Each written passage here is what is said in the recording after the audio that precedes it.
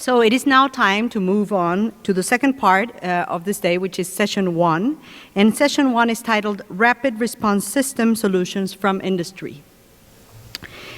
This section was designed as a space to show two examples. So the rapid response system of the global cooperation against COVID-19.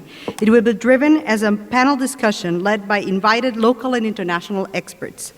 Allow me to introduce them, starting with no further delay. Professor Sun will be moderating this session, and right next to him, let me introduce Dr. Hyunju Oh, former Director General of Medical Device Evaluation, Department of Ministry of Food and Drug Safety, Dr. Hyun-Chul Kim, Director of Department of R&D Strategy of KHID, Dr. Yoon-hee Choi, Senior Fellow, Research Fellow at the Korea Institute for Industrial Economics and Trade.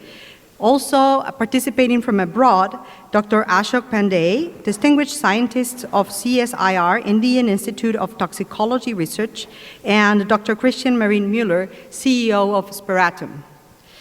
Thank you very much. Please, Professor Sun. 감사합니다.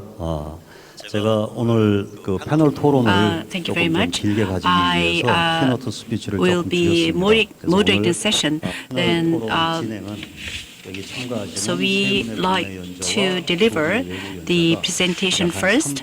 So I'd like to give about 3 minutes for each speaker. So we have 3 speakers from Korea, and we also have 2 speakers from abroad. Well, first of all, regarding the panel session or the panel discussion, well, we'd like to talk about some of the success factors behind the K quarantine, and we also like to hear about the policies by the Korean government.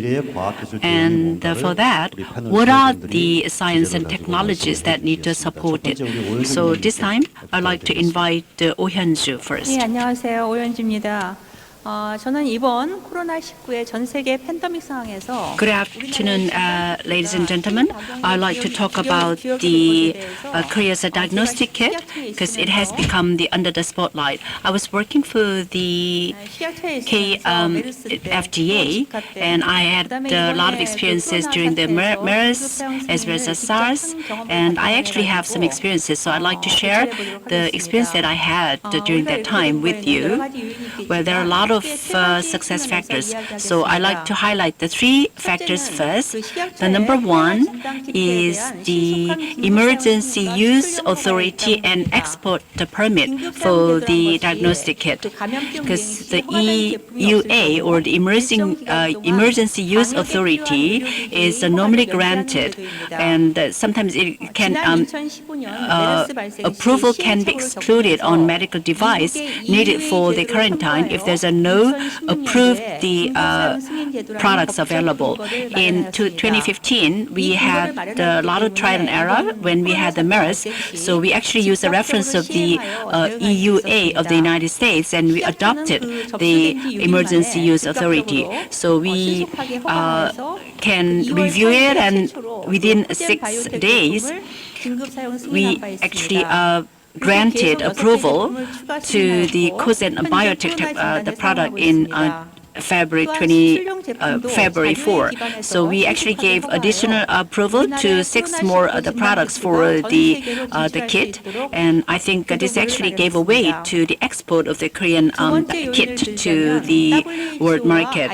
And now I'd like to mention the second success factor. We had a very close network with the WHO as well as International Medical Device Regulation Forums, and we also build up the trust as well as the credibility on the quality of the medical devices being exported to other countries from Korea. And we actually have about 10 members in this forum, including United States, Europe, and Korea. And we also, the KFDA is standing in the forefront, and I mentioned earlier that this forum is designed to share regulations as well as medical devices, and also is doing some harmonization. So we like to focus on the clinical efficacy, because this is something that a lot of people like to know more. So we wanted to give a assurance on the quality by preparing the checklist in the review. This is the reason why a lot of regulators in other countries around the world on the medical device could give a credibility on our the kits, test kits quality, and this also was linked to the export. And the last one is the advancement of the Korea's in vitro diagnostic device.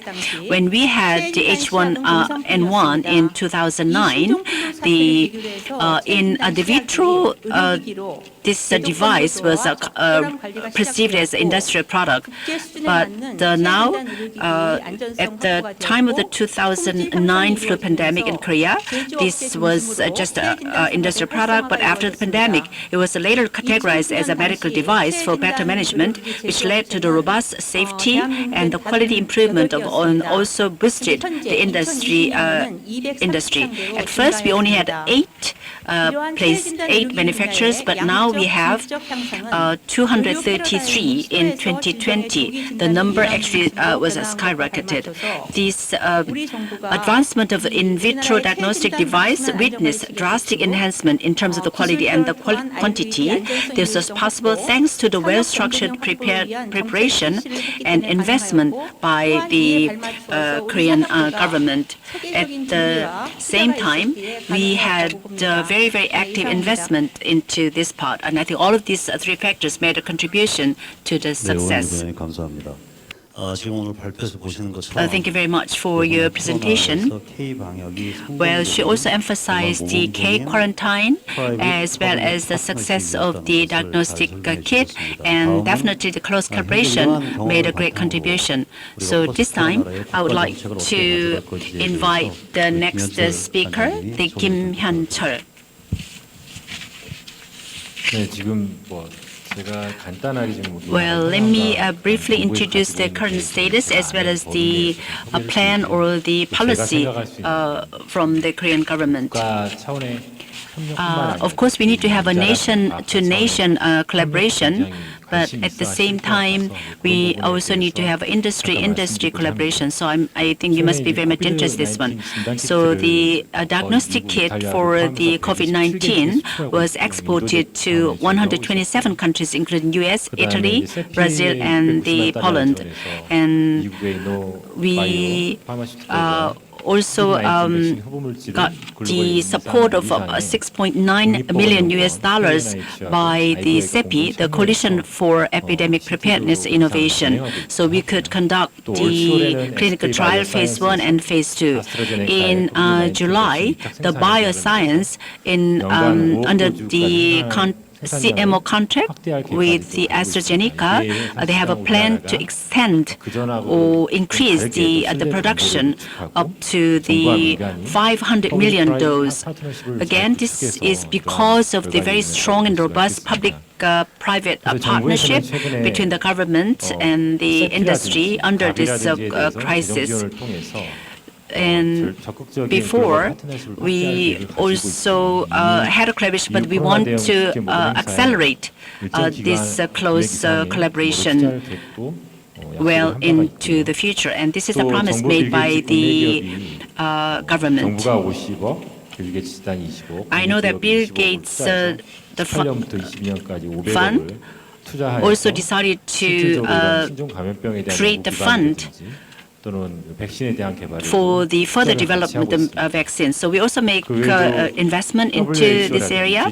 We are also working together with the WHO as well as the G20 to understand the current status and to conduct the clinical data as well as the introduction of the foreign experts into the Korea, and we also review the guidelines that are needed. Well, of course, we would have the Virus Development Institute, and I think it is definitely will draw a keen attention. So we also have a global research collaboration the program, and again we are going to expand all of these programs. We also established the network with the other institutes.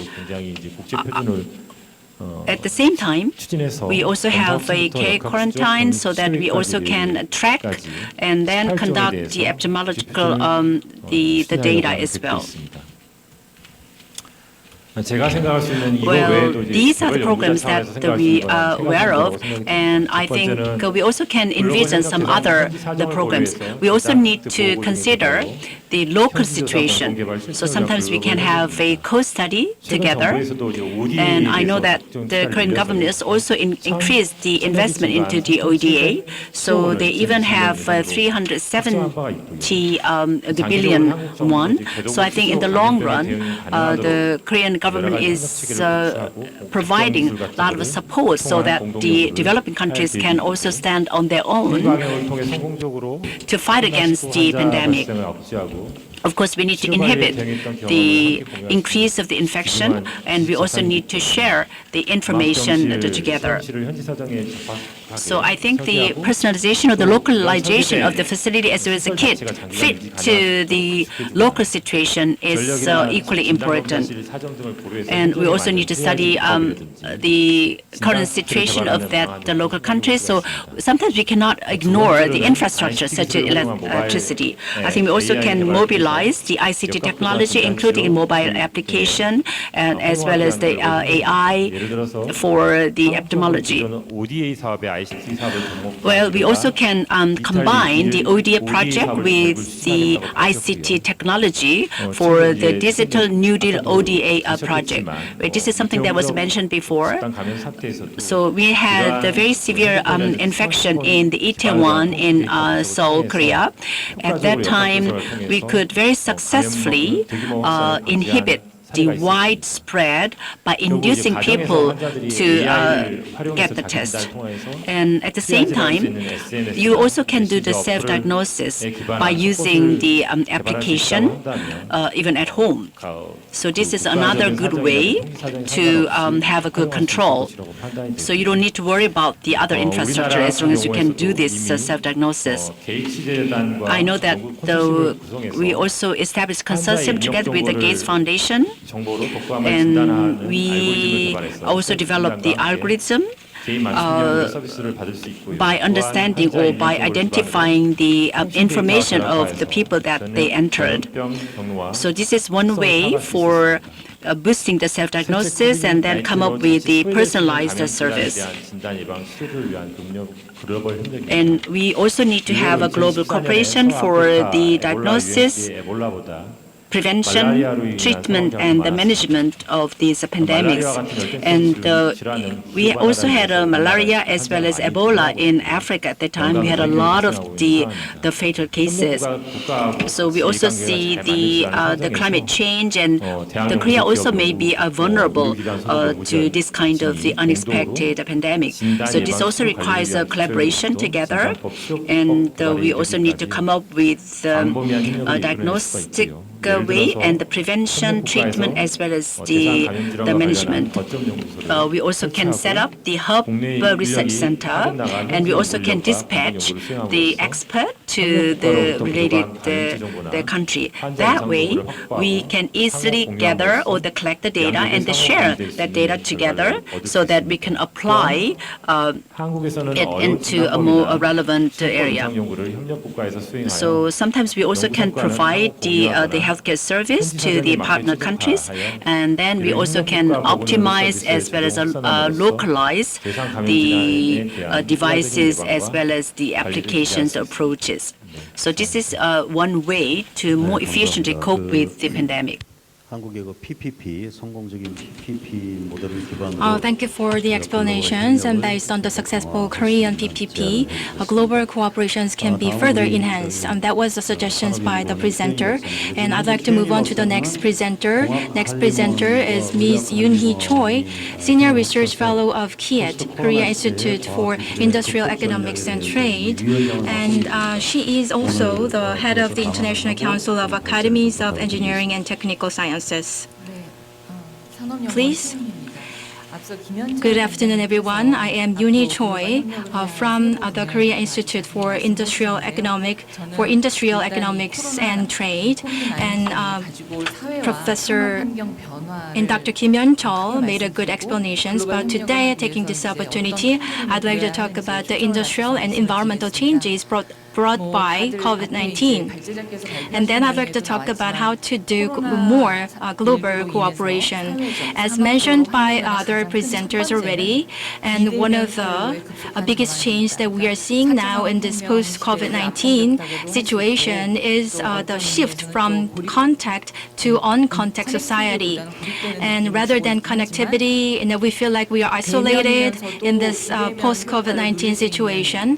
However, there are products and services for giving people feeling like they are in contact with each other. So there would be more demands for such products and services, and that would be one of the changes that we will see more. And the second thing that I want to talk about is that the emergence and big emergence of the biohealth market or industry. So there are more demands for healthy life, and the demand is growing huge, and this is one of the changes with the COVID-19. And the third one is that not only COVID-19, but also new pandemics may come, and this kind of a sense of crisis has been generated by the general people. So at any time, anywhere, we need to be responding to any risk of a new pandemic, and this is the mindset or attitude that is being observed among many people. And the next, the change that I want to talk about is that the reinforcement of nationalism, and more, many countries are closing their borders, or if not physically closing their borders, actually their mindset is putting their own interests first. And I'd like to talk about, what kind of measures we need to take. First of all, we need to think about how to distribute once vaccines or therapeutics are available. We should avoid marginalization. So I think that what is critical in our response to COVID-19 is that we need to grow global cooperations that overcome the issue of nationalism. And one more thing is that including COVID-19, there could be new pandemics. So related scientists and experts and engineers and relevant people, they need to find a place to make a contribution. And one of the success, the factor would be public and partnership, private and public partnership. Somebody mentioned already, but not only the PPP, but also we need to make sure to increase the global cooperation. And one of the measures we can think of is to build a control tower which can serve as a hub for global cooperation. I think that Korea can take the lead in this effort. So WHO COVAX, so WHO and the Gavi, they came up with the WHO COVAX, and also the new diagnostics and new drugs efforts is being made by non-profit organizations. But we need to go more than that. We need to have a global control tower so that experts and specialists around the world can participate together and coming up with the response system for the global world.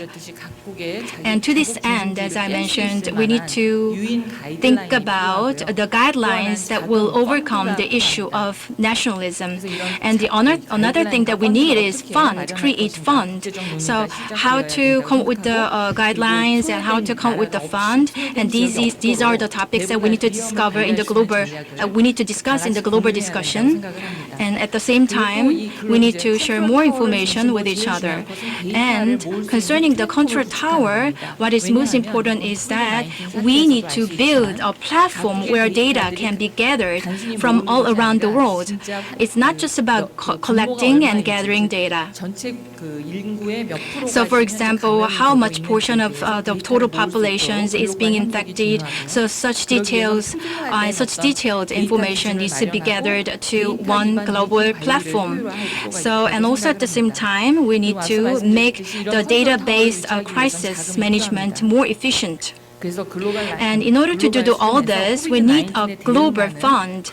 So at the global level, we need to create a global fund so that we can give support for the global R&D. So global R&D projects needs to be supported by this global fund. So regarding this, I'd like to talk about 4 things: 4T: tracing, triage, test, and treatment. So for these four T's, not a single country should be ostracized, and we need to develop a science technology necessary in preparation for the prolongation of COVID-19. And another thing that I want to talk about is that we need to make sure to distribute therapeutics and the new drugs evenly to countries around the world. So we need to cross or bridge the Death Valley. So we need to make this happen. So thank you for your attention.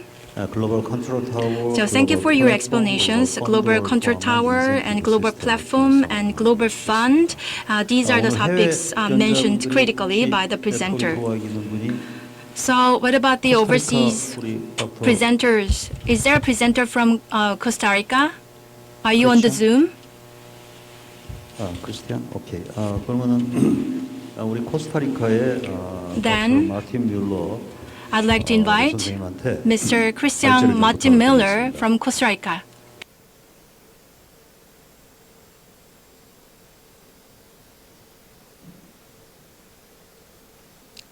크리스티안? Yes, hello. How is everybody? I assume it's my turn to present. Let me share my screen here.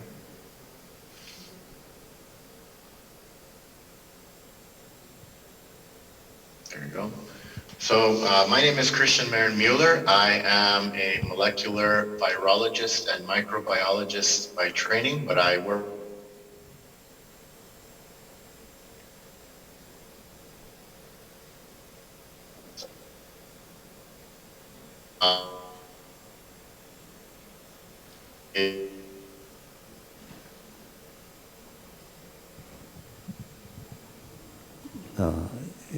인터넷 커넥이 좀 안 좋은 것 같네요.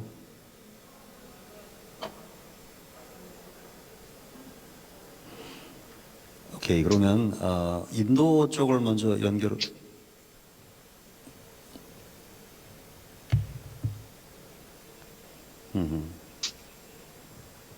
네. Because of the internet connection, I think we need to invite the Indian speaker first instead of the speaker from the Costa Rica. I'm sorry. Good morning to everyone. It's morning in India. So I'm going to share my screen with you.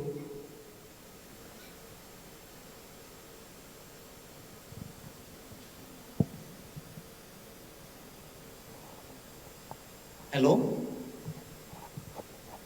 잘 들립니다. Okay. Yeah, we can hear you well. My name is Ashok Pandey. I am distinguished scientist at the Center for Innovation and Translational Research in one of the CSIR institute, that is Indian Institute of Toxicology. CSIR is the primary research organization in India. So we have, CSIR is very heavily involved into COVID research, including development of testing methods.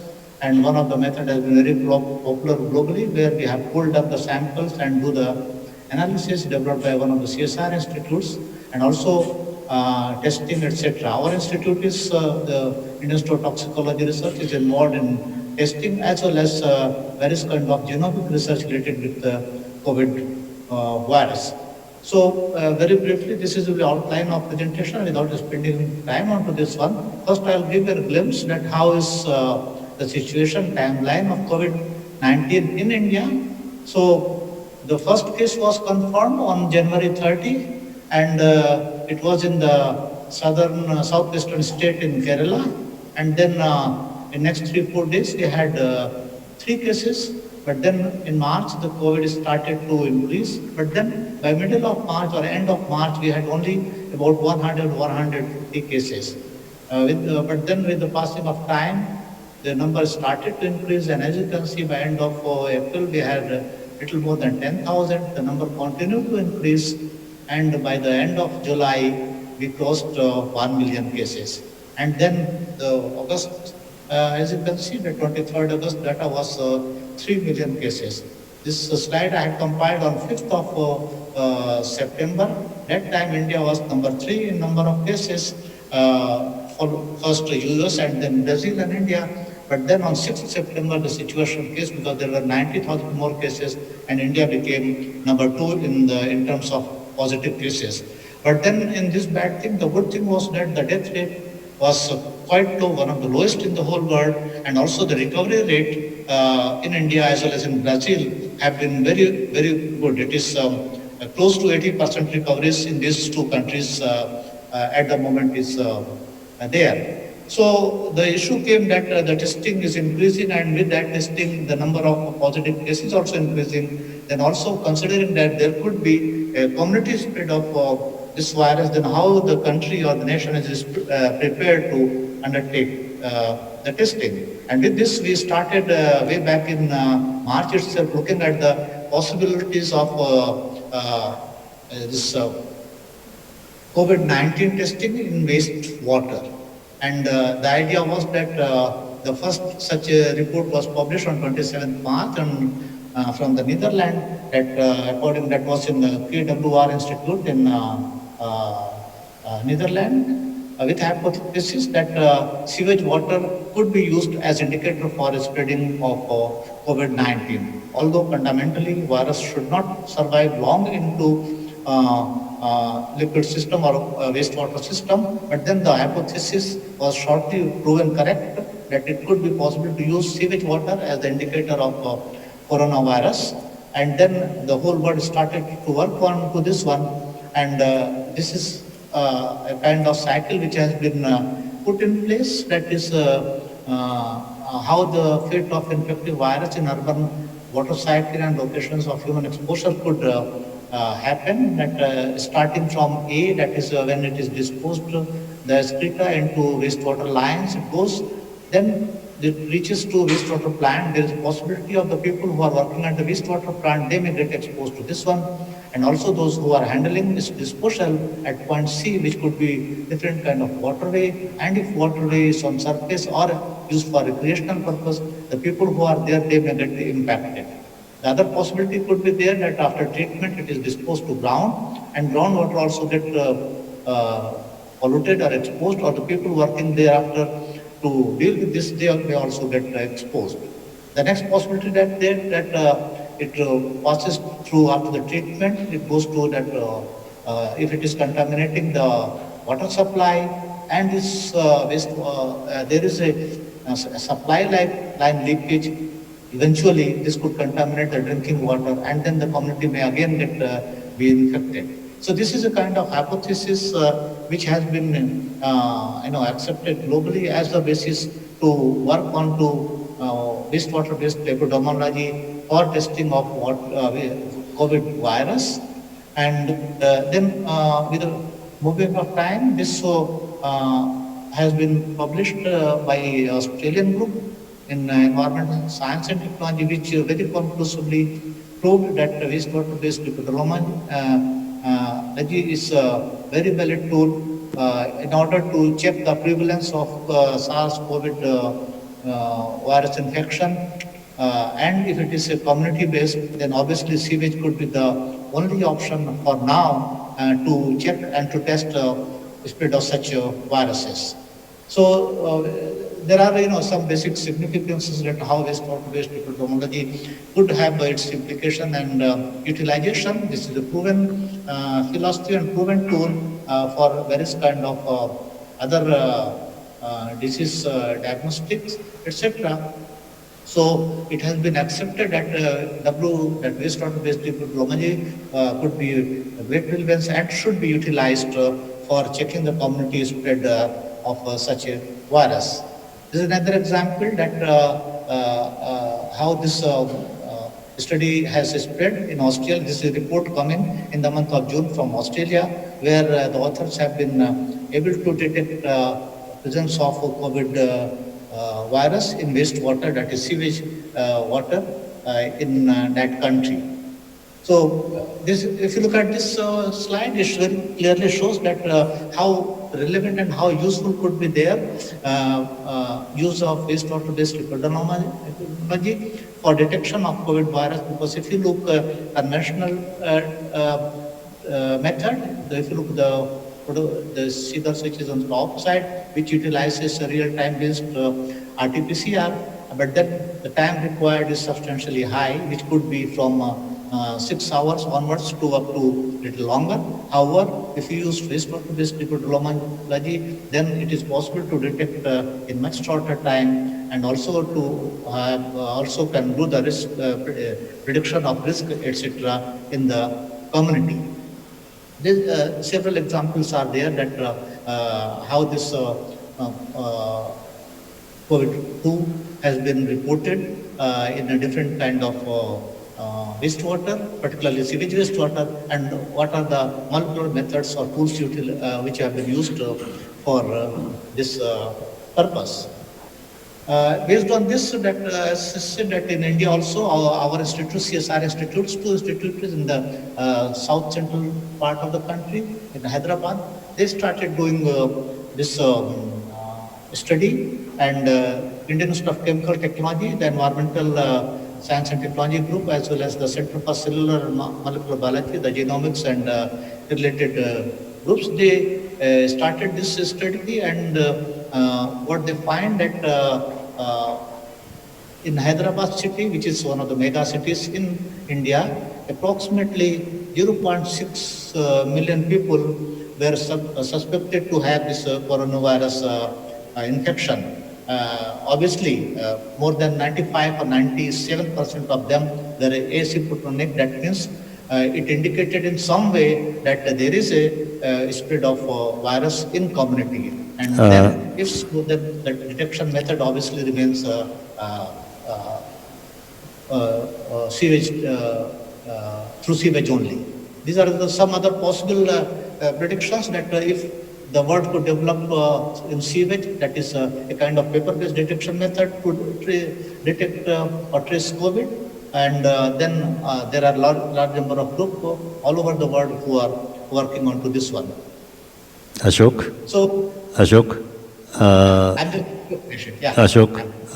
This also is showing this what could be possible impact of post-pandemic menace of COVID. So some conclusions that which primarily says that wastewater-based epidemiology could be effectively utilized for detection of virus in sewage wastewater. Thank you. 감사합니다. 굉장히 흥미있는 기술이고 또 이런 부분을 가지고 또 글로벌 So thank you for your presentation, such an interesting piece of information. So, and we can talk about this during the panel discussion. So is there a presenter from Costa Rica? Okay, Dr. Marine Mueller, do you hear me? Yes, I'm here. Okay, Thank great. you. Okay, Sorry there's- for the loss of connection. Uh-huh. Give me 1 second to pull up my presentation again. Hopefully this time everything will work. 네. 오케이. 그러면은 계속 좀 발제를 해주시기 바라겠습니다.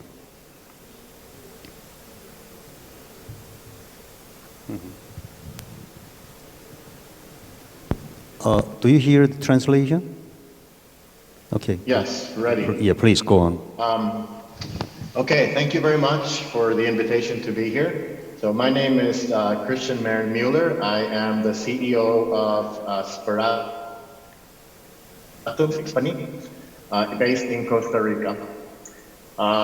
So Costa Rica is a small country. We have 5.1 million people, and our main industry is tourism, which has been very affected, of course, by the ongoing pandemic. We are not a rich country, but we do have a universal centralized healthcare system and multiple national research institutes of excellence and a very robust medical device industry, along with a highly educated workforce.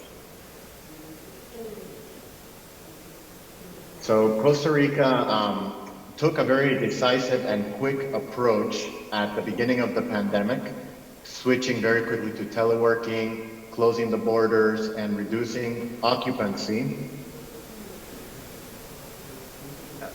For schools, churches, and implementing vehicular restrictions. They also started very quickly to improve the healthcare system capacity. Even though we have a very robust healthcare system, we still started building specialized hospital units for treating COVID patients, as well as incrementing the capacity of intensive care units, which is something that is still ongoing to this day. We had about 3 or 4 months where we were able to keep the cases really restricted and down, which made it very positive for us in keeping the number of cases down. However, due to economic pressures, of course, being a country that has quite a bit of social need for day-to-day work, we started reopening again. And at some point in June, we ended up having to declare for the first time community transmission. At the same time, the government made the use of masks mandatory in public. Then the cases began to go up. And in July, we began opening our airports. And we also began doing this process of wastewater virus detection, which I was very excited to see the doctor speak about. Most recently, Costa Rica, what we were really able to do was to use our very strong life science sector to respond with the development of a couple of potential interesting therapies and medications. Costa Rica has a very robust life science industry, particularly a very strong medical device industry. However, the life science industry is still burgeoning, starting to grow. So we first, the universities began making generic versions of different antiviral medications. There was also a rush to develop and design new ventilators for the country to use.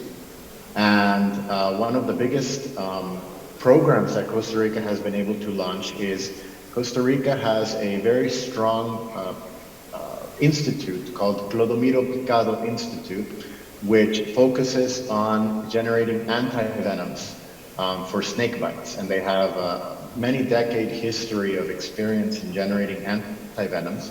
And so they have now launched using this development against SARS-CoV-2 to generate neutralizing antibodies in horses for a clinical trial which just began actually today, which was a very exciting process and has some good potential. As I mentioned, I am the CEO of the company Speratum, which is a private company here in Costa Rica that focuses on RNA interference technologies, therapeutics based on targeting small molecules with RNAs. So we have generated a special material, a polymer, that allows us to incorporate different molecules and put them into the body. So we used our technology to generate anti-SARS specific molecules, which we combined with 2 different types of polymers in a chemical reaction that forms nanoparticles. These polymeric nanoparticles are loaded with RNAi molecules, which can target specific targets. So normally we use them for pancreatic cancer therapies. in preclinical studies. But in the case of COVID, we have responded by generating specific molecules to target the virus. These nanoparticles that we form, they form 100 nanometer spheres, which basically protect these molecules and keep them from degrading, allowing us to inject them via the bloodstream and have them, in the case of cancer, reach tumors and deliver the RNAi molecules. We can see from these pictures here in the figure that when we use our material to put in fluorescent RNAi molecules, we get a very excellent penetration of cells. And we use this technology, as I mentioned, for pancreatic cancer. Here we can see some of the results. If we use tumors that are resistant to chemotherapy, the chemo has very little effect, but if we use a specific molecule designed to target the tumors and our nanoparticles, we can reduce tumor growth by approximately 80 to 90%. And we can also reduce the metastasis in pancreatic cancer, as we can see here, from treated mice and mice treated with our therapy. And what this means is that we've developed not only a system that we can use for intravenous delivery, but also very specific molecules that can target different targets with low toxicities and secondary effects. Now, in the case of the SARS-CoV-2 virus, the virus uses these proteins on its surface called the spike protein to enter ACE2 receptors positive cells. So the virus will lock in with the receptors and be able to therefore be internalized into the cell. And what we've done in this case is we've modified the surface of our nanoparticles, which are carrying anti-SARS molecules with different type of targeting proteins. Christian, you hear me? Proteins are designed to also be targeted to the same type of receptor.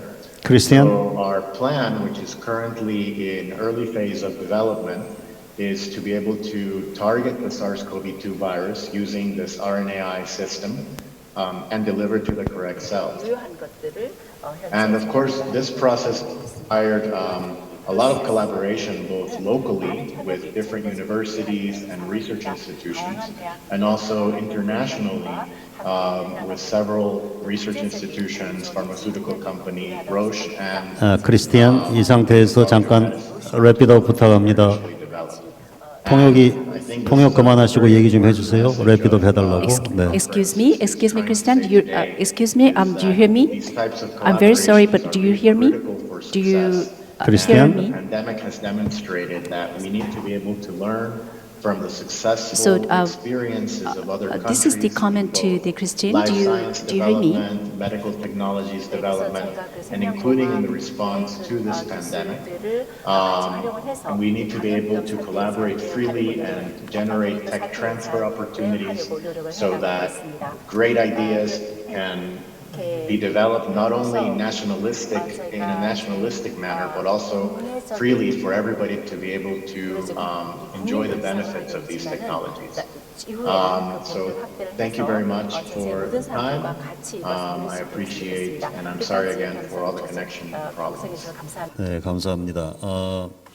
우리 그 인도의 Thank you for the presentation. And the Indian presenters talked about the result of a public project, for example, the new approach, the wastewater approach, and also the Costa Rica, the Christian Martin Miller also made a presentation regarding Costa Rica. And when it comes to global cooperation, and what matters most is to know well about the authorizations or approval processes of FDA. So the FDA approval processes, sometimes they serve as barriers, but at the same time, it can serve as a booster because the regulation itself sometimes can be a booster. So do you have any insights on this matter, Ms. Oh? 저희 식약처는 이번 코로나 사태에서 그 긴급 사용 승인제들을 마련해서 We mentioned earlier that we already had the emergency use authorization. So for the 17 PCR, we already granted this aid, and at the same time, we also granted another license with the permit to 9 more other tools. Of course, we also need to prepare the legal the framework so that the companies or the manufacturers can easily move on and develop and manufacture the product and then export to other countries. So of course we have a regulation, and I explained about the IFDR. We have the regulators forum, and we also do we share as well as also coordinate the regulations around the world. So I think this definitely can make a contribution to the development of the medical device industry, and then at the same time, you also can give some benefit to the people. 네, 감사합니다. Thank you very much for your comment. This time, I'd like to ask the same question to the speakers abroad. So I'd like to invite Dr. Ashok first from India. Well, you mentioned about the wastewater, the treatment. And I'd like to understand if there's any kind of opportunities, I mean, especially collaboration opportunities regarding the wastewater. Yeah, thank you. There is an agreement between the Republic of Korea and Government of India. This agreement has been signed several years before, and from time to time it is being renewed. The latest renewal has been made in 2015 when a high power committee of Korea visited India, and thereafter 2014, and then this agreement was signed. This is primarily for collaboration between the two countries, where the funds are committed by the national governments in the area of engineering sciences, food and nutrition, and health and medical sciences. So under this program, so far in last 9-10 years, 32 projects have already been completed and 18 projects are underway. And one of the most new agreement, memorandum of understanding, which has been signed through the Ministry of the Science and ICT Korea, and also the Ministry of Trade and Commerce of Korea with the Department of Science and Technology, and Ministry of Resource Science and Technology and Ministry of Commerce in India, is it primarily deals with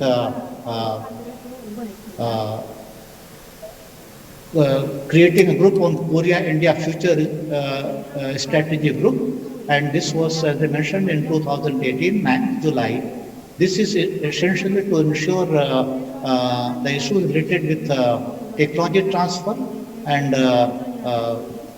institutional working for collaboration with partnership for entrepreneurship development and industry development. The 4 major areas, although it is not very specific to only 4 major areas, but the 4 areas which are there, that is digital transformation, including Internet of Things, artificial intelligence, big data, and then future manufacturing. And the third one is future utilities, which includes efficient waste management, clean water, etc. And the fourth one, which is relevant to today's discussion, that is healthcare, which has a very wide coverage, including medical sciences. So under these two agreements, which are there already existing, collaborative program is already in progress. And then the second agreement, which I mentioned, which has been signed through Korean Ministry of Trade, Industry and Energy, essentially to bring not only final resources as well as connect industries on 2 sides for the industrial R&D projects, in addition to whatever other existing programs are there, along with the Korean Ministry of Science and ICT. Okay, thank you, Ashok. Then Costa Rica, 우리 Dr. Marin. This time I'd like to invite the speaker from Costa Rica. Well, this time you mentioned about the RNA technology, and then do you have any kind of proposal for the future collaboration with Korea?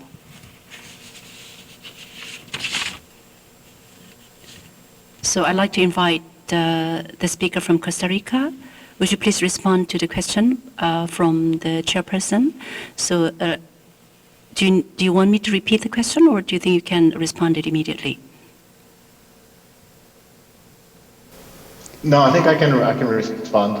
네, 바로 Yeah, 답변을 드리도록 하겠습니다. I believe that RNA technologies are the future for treating a lot of different types of diseases that right now are not easily treatable. I know that Korea has a very robust sector of RNA technologies currently under development. And I think that any kind of tech transfer opportunities in these cases would be wonderful, especially for being able to develop therapies a lot faster. I believe that these types of collaborations could be ideal. You know, we have developed a technology for drug delivery that is very unique, could actually be very useful for a lot of the companies that are developing RNAi technologies. So I believe that bilateral agreements that could benefit both sides would be extremely useful. And maybe if I can add a little bit to the first question, which was about the FDA and whether it makes things, having the regulatory system make things easier to approve or is a block to innovation. Costa Rica has is one of the few countries in this region to have a biomedical research law in place that establishes a lot of the parameters in a manner very similar to what the US FDA and the Korean FDA regulate. And that actually, I think, at this point, makes it a lot easier to be able to do clinical development. However, we are still lacking in some parts of our regulatory process, including in doing phase 1 studies. Costa Rica had a moratorium on clinical research for about 4 years, starting in 2010. And so we had to establish a new law, we had to develop the regulations for those laws, and we're still lacking in the part of doing phase 1 studies. So I think a collaborative agreement with Korea to be able to share information and knowledge in these regulatory processes would be extremely helpful for us as a country.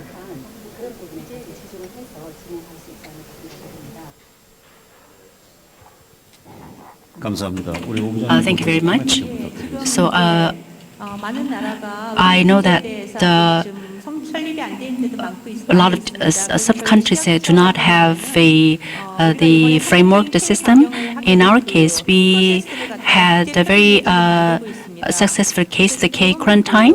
So we want to map out a standard. So we want to create a kind of standardization. Well, this is the kind of draft work that we are doing right now. Well, as long as this was approved by or certified by ISO, then this definitely can facilitate other countries to further develop the new drugs that the people really need. 감사합니다. 우리 인도 아쇼. Well, this time, may I ask one question to the speaker from India?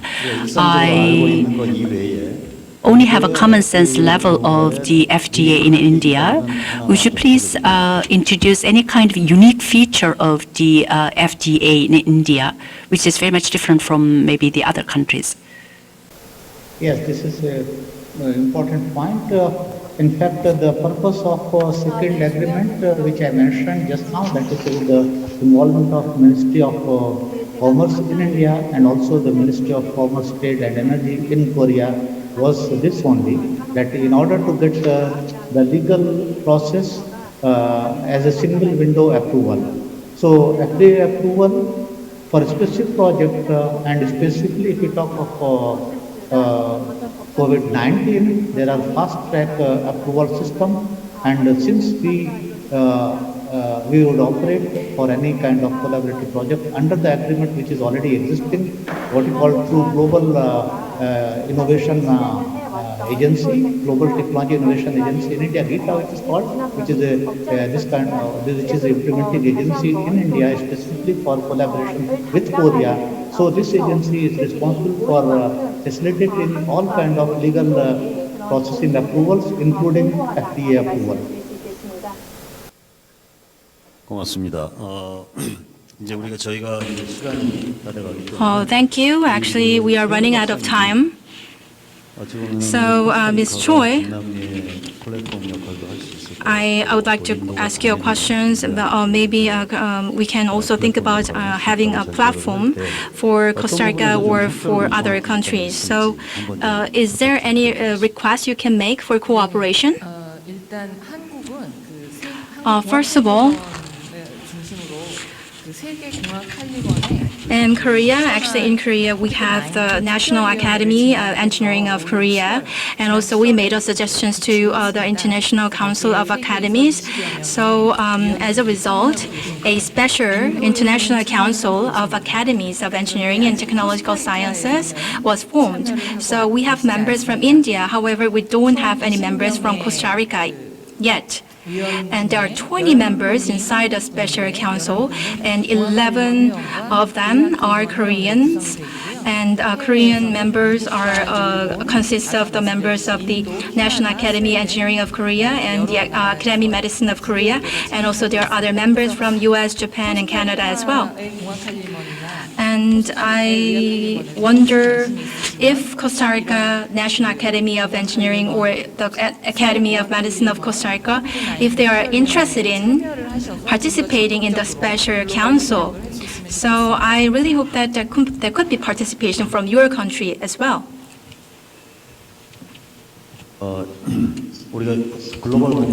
Where we keep talking about the global collaboration, of course, collaboration can be done in the industry as well as in the R&D activities. Well, this time, I also like to invite the Director Kim Yeon-chul from the Ministry of the Health and Welfare. So what would be the collaboration idea, especially in the R&D? So would you please introduce any kind of a proposal that you have in mind for the collaboration of the R&D with other countries? I think this is extremely meaningful because I think the wastewater detection is a very much interesting issue, and we also pay keen attention to that. Well, of course, we also conduct study on how the antibody is being created. Sometimes we have we see no infection, but at the same time, we also like to understand on what early stage we see the possible infection. So we have the Research Institute in Korea, the government institute in Korea. They can take a lead. And they also can collaborate together with the CDC so that we can share more information and collect more data so that we can come up with the fruitful outcome. That way, we can have the immediate response against the pandemics. Well, I was very much interested in the polymer-based approach presented by the speaker from Costa Rica, where I know that there's emerging programs of the R&D collaboration. Of course, before that, we need to have a kind of bilateral agreement. That is the just usual norm. You need to have an agreement first. But of course, in case of the industry, where they can have a collaboration more easily. But if it's like R&D, we need to have a support, maybe financial support, as well as the other type of support from the government as a kind of precondition to move on. So as long as we can secure that the preconditional type of the support from the government or the related the institute, then we can definitely move on. Because you also pointed out the lacking aspect in the clinical trial of the Costa Rica, right? Well, I wish we could have more time so that we could have a more heated discussion in this panel. Well, we actually talked about the some experiences. Of course, we sometimes have a beta experiences that we had in maybe 2015, especially when we had the MERS. So I think this beta experience can definitely can be converted into a very, very beneficial lesson or the practice to other the countries. But at the same time, we also should not overlook the personalization or the localization that would fit to the condition of each different country. So for that, I think we need to have a regional platform first before we move on to global level. So I'd like to take this opportunity again to express my thanks to the speakers, especially from abroad, from India as well as Costa Rica. I do hope that we could have this kind of network for the future collaboration. I would like to thank all the participants and also presenters. So please give a big hand to the presenters from home and abroad.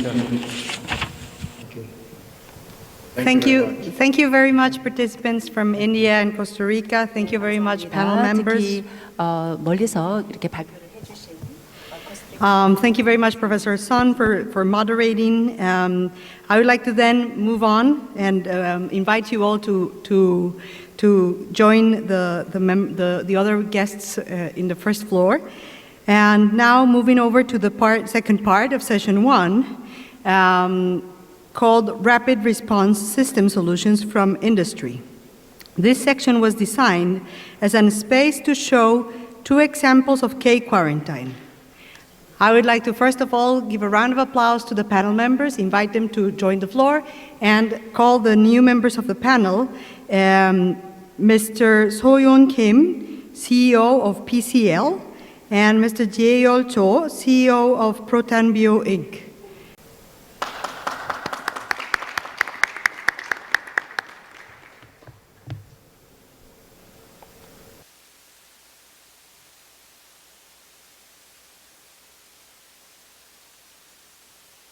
네, 안녕하세요. 저 PCL 대표를 맡고 있는 김소연이라고 Good afternoon, 합니다. everyone. I am the CEO of PCL. 글로벌 커머셜라이제이션 And I'm so happy to be here in this conference, Global Commercialization Conference and Workshop. So thank you for the invitation. And also the KAIST GCC Center has prepared this important conference, and I am very happy to be here. So this is such an important venue where we can share the experiences concerning COVID-19.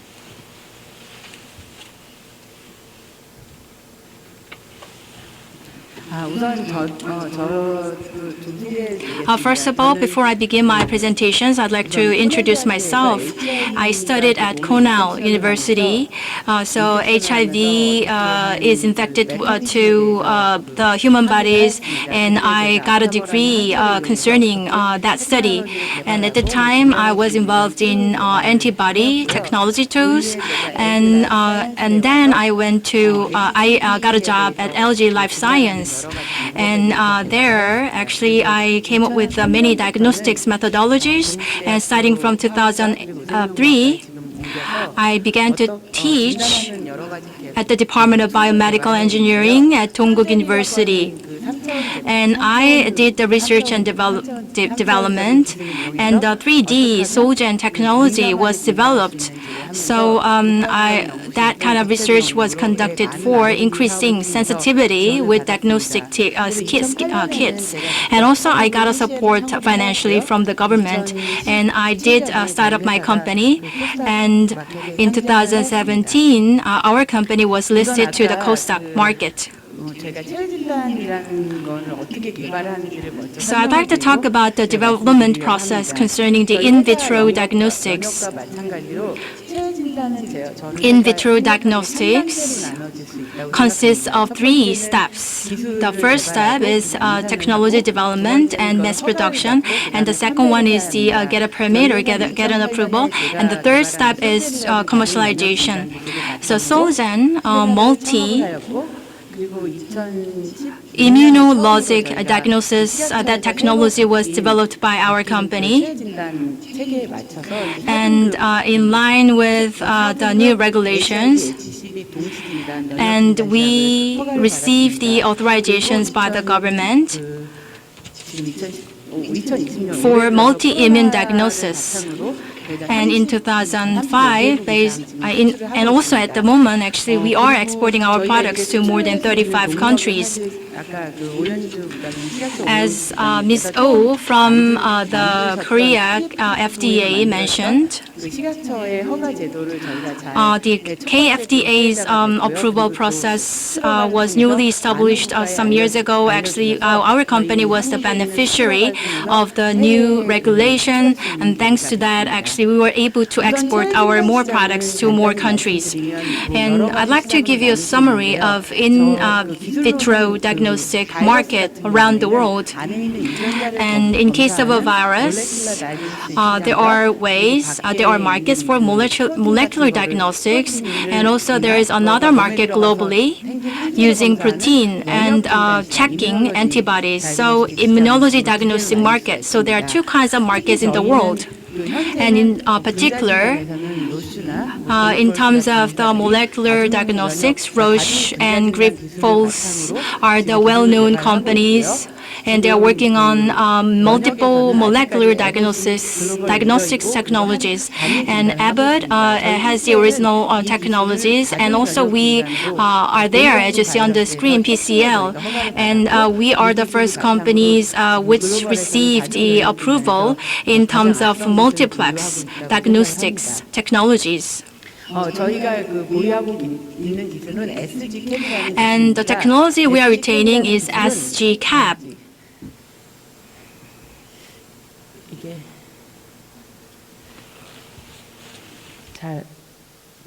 Wait a moment, please. Actually, the pointer is not well indicated, but let me continue with my presentation. So as you see here on the screen, SG-CAP. In the same space, many proteins are piled up, and when the pile amount is much, it gets sensitive. And based on the rules and the systems that we have, we control the things so that we can increase specificity and sensitivity. And at one time, up to 60 diseases can be diagnosed and detected. And through this, we registered our patent in 30 countries around the world. And based on these technologies, we developed further technologies. For example, one of the systems that we developed is high throughput screening system, and another thing is the POCT system that can be usable on site because this is a portable system. So simultaneously, several numbers of diseases can be detected with the systems. So high-risk virus and the respiratory virus can be subject to these diagnostics kits. So the high-throughput screening system is available, as I mentioned, and that is called HISU. And also we have other products related to the autoimmune and tumor markers and the industrial animal screening. So we have a number of different products. And as for point-of-care detection, we wanted to introduce something that is highly capable. So we have products related to cancer.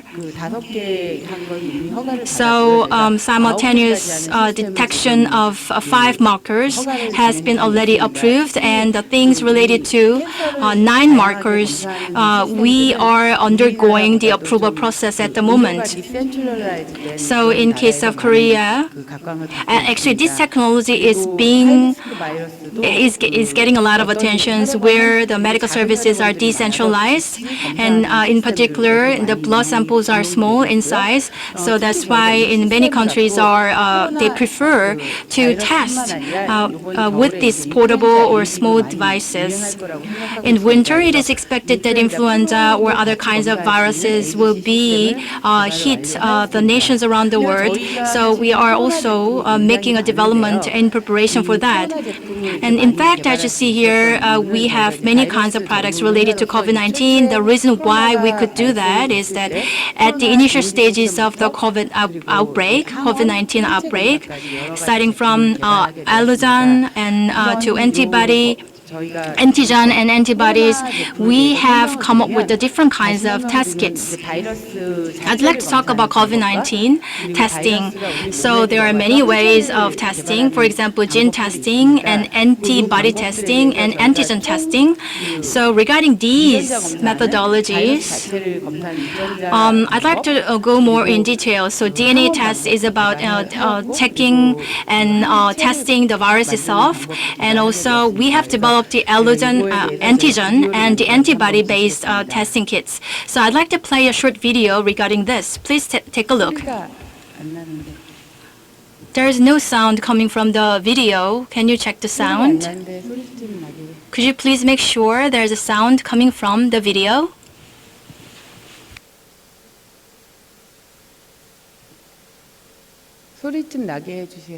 Can you check the sound system? 일단 구두로 따라가실 수 있을까요, 혹시? 시간이 Due to time constraints, maybe you can continue with the explanation first. 좀 디스커션 시간을 좀 Because we'd like to spend more time on discussion. I see.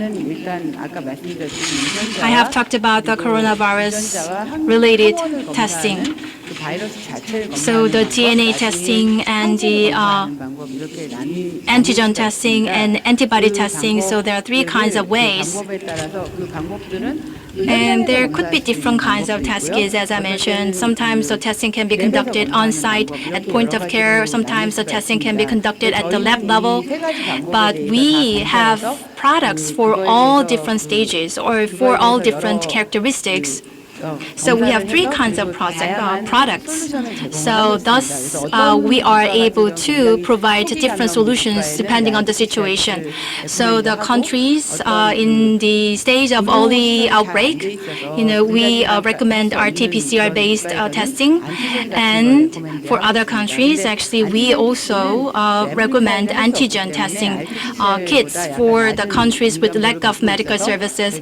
But antigen it has less sensitivity compared to RT-PCR, and recently we were able to increase sensitivity with the rapid product. And we have also a way of using blood, and this is called rapid kit. On site, you can just use a drop of blood on site for testing. And we have another method that is called ELISA. So ELISA is good for massive screening. So when it comes to ELISA kit, there are many kinds. So for example, sometimes it is the IgG or IgM. So we have a kit that checks everything, but we have a kit that is only for neutralizing antibody only.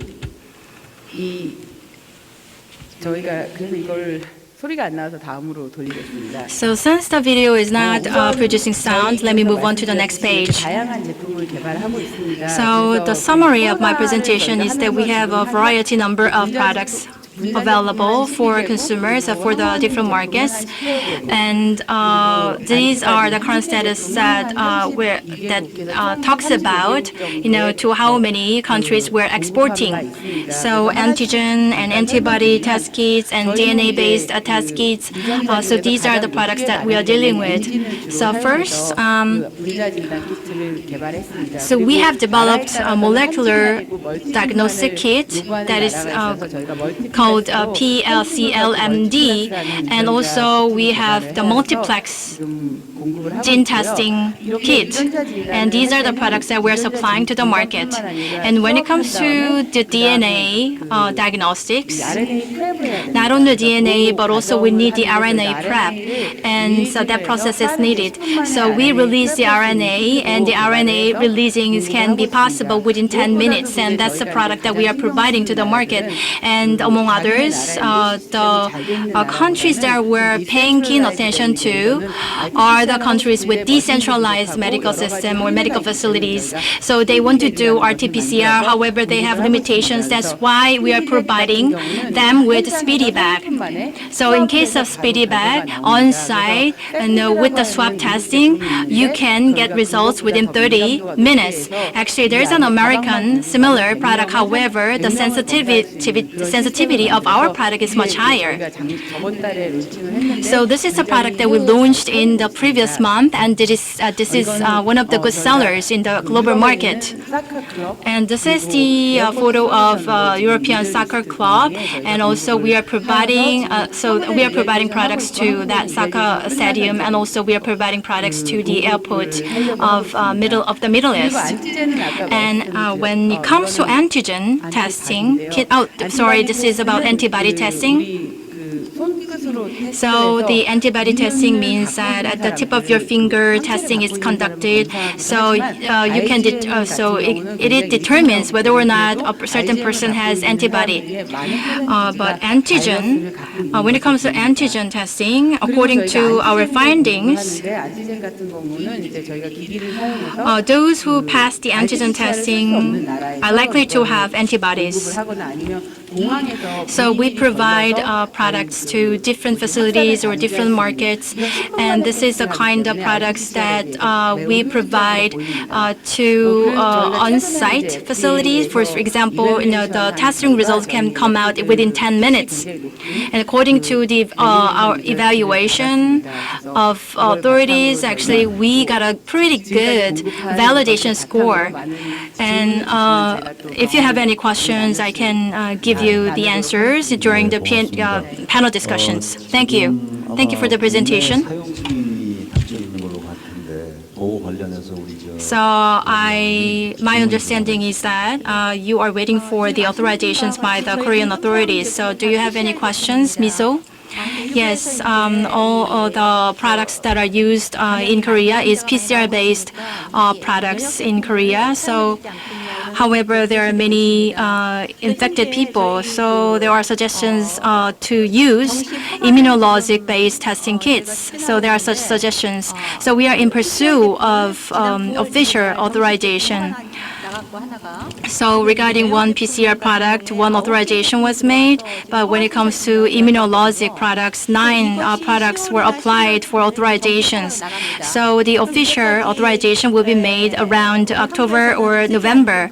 So that means that immunologic related testing kits will be available in the market soon. So these kind of rapid kits, what is your recommendations for how to use or in what occasions they need to be used? And first of all, I'd like to thank the KFDA for making the rapid authorization approval process. And I'd like to share with you my experience with the overseas markets. When it comes to antigen, of course in Korea, RT-PCR is very activated in Korea, so there is not much need for antigen kits. But if you go to those clinics, you sometimes need immediate results of testing. So, for example, recently there was a news about a person while waiting for the testing result, somebody lost his life. So, I think that for that matter, for example, antigen testing kits can be usable for ER room, and sometimes there is a case where it is hard to identify the source of infection. So in that case, some kind of sorting is needed. So after testing, we can determine who is good or who is not safe. And for example, when we test same employees in the same company, different employees in the same company, in that case, maybe we can determine which one is safe, which one is not safe. So for that case, antigen testing can be usable. Thank you. Thank you for your presentations. I hope that you can get results about authorization. So I'd like to move on to the next speaker, Mr. Jo.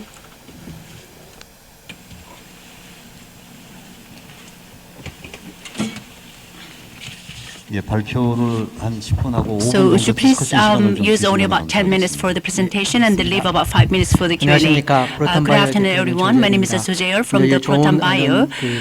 First of all, I'd like to thank the organizer for inviting me as a speaker today. Well, my topic is slightly overlapping with the PCR, but I try to focus on the key points that I prepared. The title of my presentation is COVID-19 Rapid Kits for Diverse Rapid Purpose. Well, this is agenda that I have in mind. Well, I'd like to introduce my company first. Well, we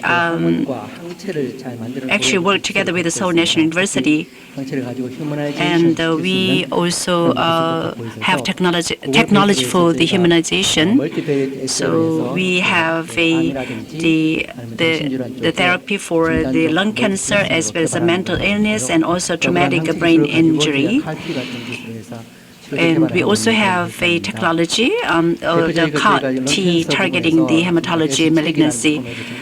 So we also conduct a lot of tests with the product that we develop. So this is the kind of combination that we have. So please take a look at this slide. And we conducted the study, and we found out that, especially for, of course, this is slightly different from the virus, but we had a very, very high success rate. This is a reader, and then this is the Czech diagnostic kit. I mentioned about the CAR-T. We work together with the other institute for collaboration, and we also do the humanization of the antibody. Well, let me talk a little bit about the COVID-19. So as you can see from this visual, it looks very pretty, but it gives very serious impact to the people around the world. Well, of course, we have a SARS-CoV-2 here, and then we have 29,900. So this is the spike protein, and we need to do the coding. So you see the genome as well as the structure. You also see the various different type of the protein here. And mostly common one is the spike protein that is mainly used for the diagnosis. The COVID-19, as you can see from here, or of course we had a COVID-1, and then we also have the virus from the bat. So we also see the homology malignancy. So this means that this is very much different from the MERS that we had in 2015. So we have N protein, and we also have the spike protein, and so by comparison to the SARS-CoV-1, the potential targets are mapped to the SARS-CoV-2 immune response. So first of all, you need to detect the the patient, and at the same time, we also need to understand their history. So as you can see from this slide, the PCR-based testing is used to identify the infected individuals, and the serological testing is necessary to understand the immune response in those who have recovered. And in case the PCR-based method, this only can tell us if the virus is present in the patient. So let me move on and then give you some more details with this visual. This is the nucleocapsid protein.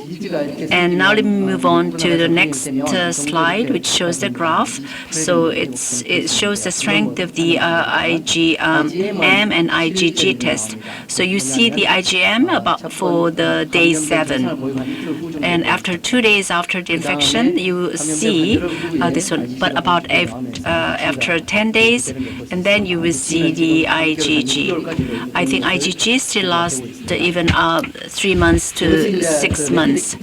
This is a rapid kit that I'd like to introduce. This is something that you can do within 15 minutes. This is a kind of one-step, very, very simplified one. Well, once you have the antigen inside, then we have a kit that can detect it, and then we also have the fluorescent part. We can determine if this is the real one. So and then it meets with the antigen, then you see the line here. So this is the kind of lateral flow assay architecture, and we came up with this one. This is IgM, and this is the this is human IgM. This is the starting line. You see this is actually replicate for the serological tests of the SARS-CoV-2 immune system. Now I'd like to talk a little bit about the spike proteins. Well, this is extremely important, and once we have vaccination, we need to test whether the antigen has been made or not.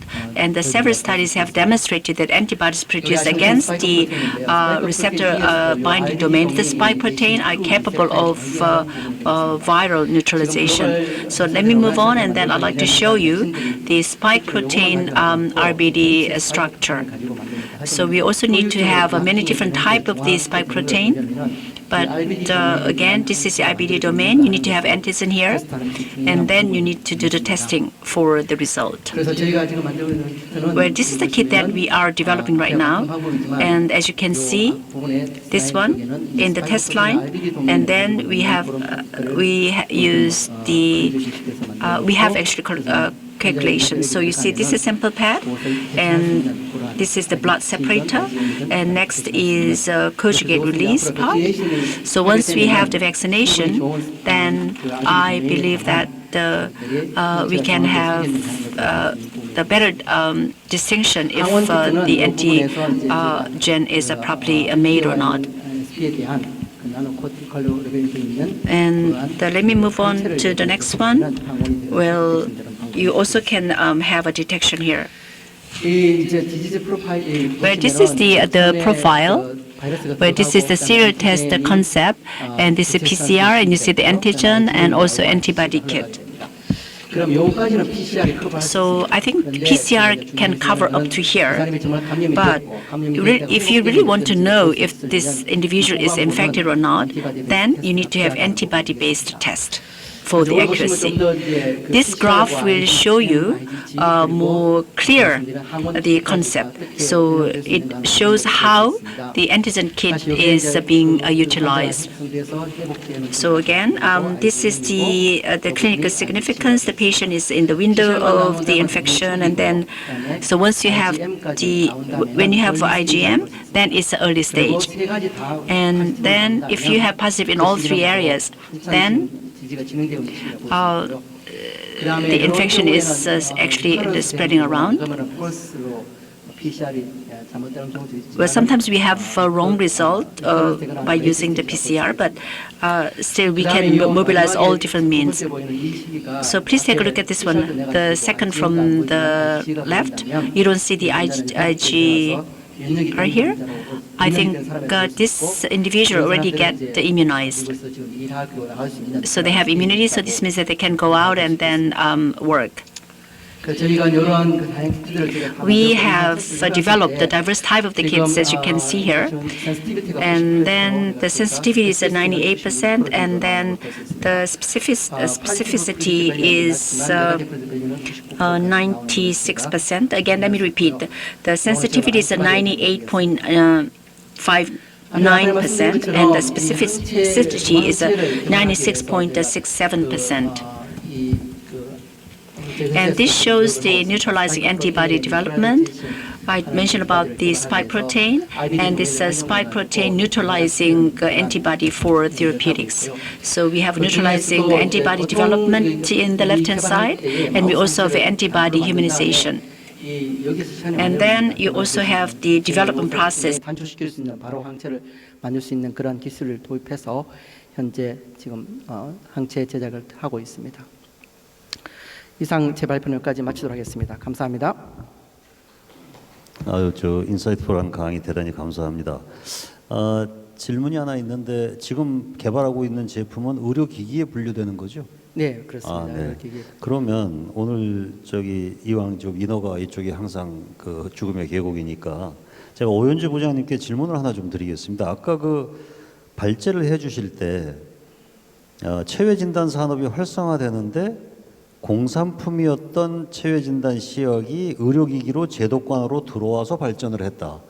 이것의 의미가 뭔지, 예를 들어서 공산품이면 오히려 기업하기가 좀 편했을 텐데 왜 이것이 발전이 돼서 2009년도 제조업체 8개소가 2020년도 262개까지 증가했는지 그 배경 설명 조금만 좀 부탁을 드리겠습니다.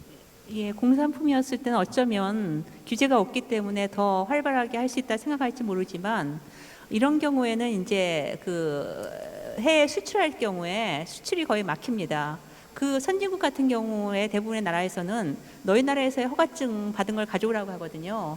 그러니까 우리는 규제가 없어서 이거 그냥 공산품을 만들었어요 하면 그 자체가 벌써 1단계 탈락이 되기 때문에 저희가 이런 규제를 만들어서 그때부터 관리를 했고, 근데 작년에 체외진단 기기법을 만들었습니다. 그래서 올해 5월부터 지금 시행하고 있어서 이러한 체외진단 맞춤형 규제와 함께 그 세계 수준에 맞는 제품, 품질 향상까지 갈 수 있기 때문에 이러한 규제는 우리 산업 발전에 있어서도 굉장히 중요하다고 생각합니다. 예.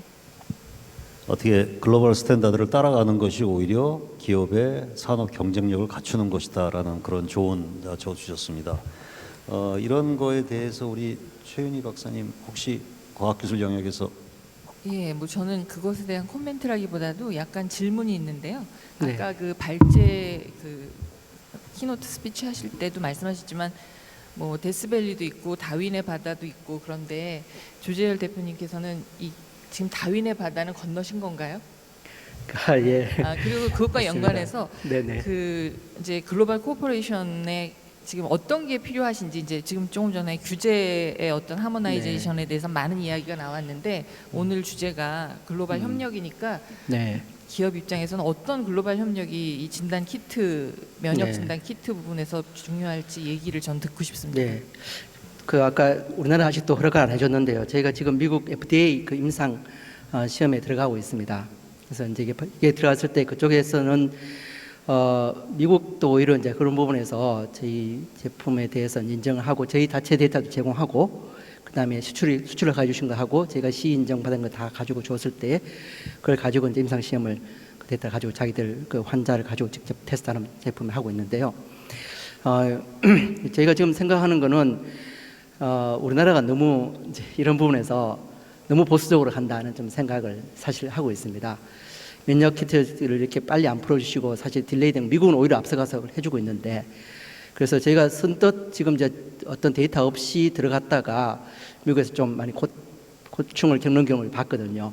그래서 저희가 이제 그 프로세스를 따라서 저희가 이제 어떤 그 정해진 기관 안에서 CRO하고 다 해서 지금 그걸 하고 있고 곧 조만간 결과를 나오게 되고 그래서 가게 될 것 같습니다. 그래서 지금 이제 이 면역 진단 키트는 앞으로 홈 테스트 키트 쪽으로 굉장히 또 사람들이 니드가 높은 것 같습니다. 그래서 자기가 간편하게 플리킹해서 이렇게 테스트를 해볼 수 있고 결과도 5분 10분 만에 나올 수 있고 하기 때문에 그래서 정 의심이 되면 또 PCR에 들어갈 수도 있고 하기 때문에 그러한 부분에서 우리나라에도 좀 더 활성화됐으면 좋겠고 이제 아까 그 말씀해 주신 것처럼 열어준다고 하니까 참 다행인 것 같고요. 그래서 저희가 또 이제 좀 후발주자기를 하고 저희가 아까 말씀드린 것처럼 앞쪽 저희는 이제 멀티플렉싱으로 하는 암 진단 쪽을 많이 해왔는데 또 이럴 때 저희 기술 가지고 해보자 해서 왔는데 결국은 그 다음부터는 이제 경쟁이더라고요. 그러니까 그 글로벌 마켓에서는 저희가 이제 조금씩 이제 저희도 수출을 하고 있는데 그러한 이제 또 다양한 파트너들을 잘 어레인지되는 이런 부분들이 필요하다는 생각을 하고 있습니다. 네, 대단히 감사합니다. 우리나라 국가 기업이 글로벌 협력을 통해 가지고 다 같이 외국과 같이 함께 글로벌 시장에서 성공, 윈윈 할 수 있는 전략이 만들어질 수 있게 기대합니다. 우리 시간이 조금 남았는데 이렇게 열심히 하고 있는 기업들을 위해서 또 이런 기업들이 아까 인도나 코스타리카 같은 기업이나 연구자들하고 공동 연구를 하기 위해서 정부가 사업을 하나 벌리고 있는 게 있다면 추천을 하면 어떤 게 있을지 우리 김현철 단장님 마지막 마무리 좀 부탁 좀 부탁드리겠습니다. 네, 지금 본부처 잘 아시다시피 본부처 의료기기 개발 사업단이라는 걸 출범을 해서 올해 대규모로 연구비가 풀렸고요.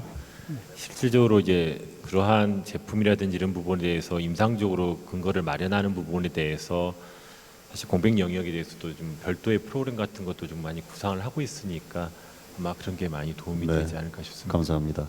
우리가 의료기기 산업이 됐던 제약 산업이 됐던 서비스 산업이 됐던 기본적으로 바이오헬스 산업은 규제 산업이라는 특성을 가지고 있습니다. 그래서 이런 부분에 대해서 글로벌 코퍼레이션을 위해서 인사이트를 주실 우리 오현주 부장님의 코멘트를 마지막으로 부탁드리겠습니다. 예, 저희가 이제 기업들이 또 가장 그 고심하는 것이 다른 나라에 이제 수출할 때 그 GMP 문제가 있잖아요. 그래서 그 GMP 문제를 어떻게 하면 좀 풀어줄 수 있을까 해서 저희가 IMDLF 그 회원국으로서 거기에 MDSAC이라는 프로그램이 있습니다. 메디컬 디바이스 싱글 오디 프로그램이 있어가지고 미국, 캐나다, 일본, 호주, 브라질 5개국에서는 한 나라에서만 GMP를 받으면 같이 다 들어갈 수 있게 하는 그런 프로그램이 있습니다. 그래서 저희도 거기에 가입하려고 굉장히 노력을 하고 있습니다.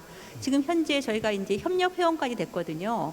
그래서 내년에 우리가 그 IMDF 의장국이 됩니다. 그래서 의장국이 된다면 이 프로그램을 더 적극적으로 해서 우리도 이 프로그램에 가입해서 이 싱글 오디스로 해가지고 같이 GMP 한 번만 받으면 이 5나라에는 다 들어갈 수 있도록 그렇게 노력을 하고 있다고 전해드리고 싶습니다. 예, 감사합니다. 예, 대단히 감사합니다. 시간이 다 돼서 오늘 그 발제를 해주신 PCL의 김소연 대표님 그리고 프로탄바위의 조재열 대표님께 다시 한번 큰 박수를 부탁을 드립니다. 네, 이것으로서 세션 안의 전반부를 끝내도록 하겠습니다. 감사합니다.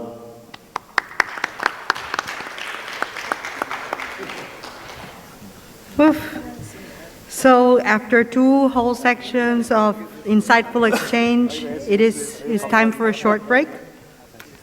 Thank you very much for all the participants who have been collaborating, participating, commenting, and paying attention to the insightful exchanges.